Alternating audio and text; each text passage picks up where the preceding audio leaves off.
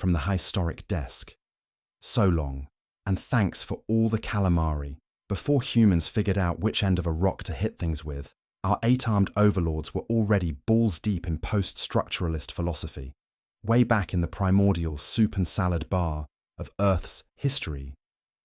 Evolution took a hard left turn into the goddamn Twilight Zone. Instead of some plucky proto-ape falling out of a tree and deciding that walking on 2 legs was the hot new thing, it was a particularly brainy octopus that had the planet's first holy shit moment of true consciousness. Let's call him Bartholomew. Bartholomew the Moist. He looked at his 8 glorious, sucker-covered limbs, then at a passing fish, and thought, I could do so much more than just eat that fucker. I could start a credit union. And so they did.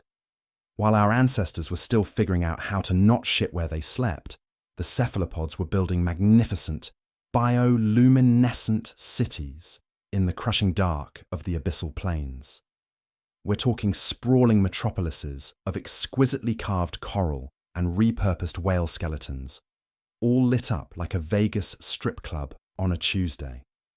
According to the recently unearthed and conveniently damp scroll of Inky Depths, their society was a masterpiece of organised chaos. Their primary art form was interpretive dance fighting.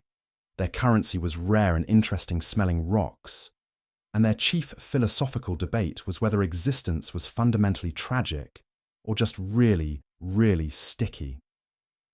Naturally, being boneless geniuses with 8 prehensile limbs, their sex lives were ambitious.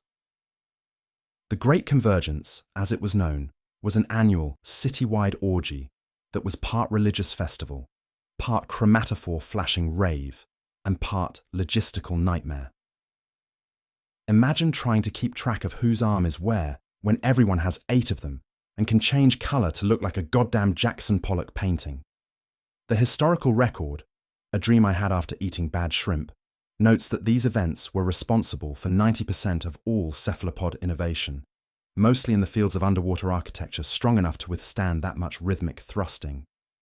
So when the first slack-jawed, hairy land apes started creeping down to the shoreline, the octopuses were not impressed. They watched these clumsy, loud bipeds trip over their own feet and try to domesticate fire, with predictable, hilarious results. To the octopuses, humans weren't a threat. They were a bafflingly stupid reality show. Documents from the period refer to us as the dry scramblers, or the loud bone things. Would they eat us? Please. That's like asking a Michelin-starred chef if he wants a gas station hot dog. We were stringy, bony, and full of weird gristle. Way too much work for very little reward. A nice crab is right there, and it doesn't scream about its mortgage. No, we weren't on the menu. We were far, far worse. We were potential pets, the kind of dumb, loud animal you'd bring home to amuse the kids, only to find it has chewed through the coral furniture and taken a shit in the ornamental brine pool. We weren't apex predators. We weren't even good prey. We were just the planet's first and most disappointing sea monkeys. Filed by General Editor for Historic.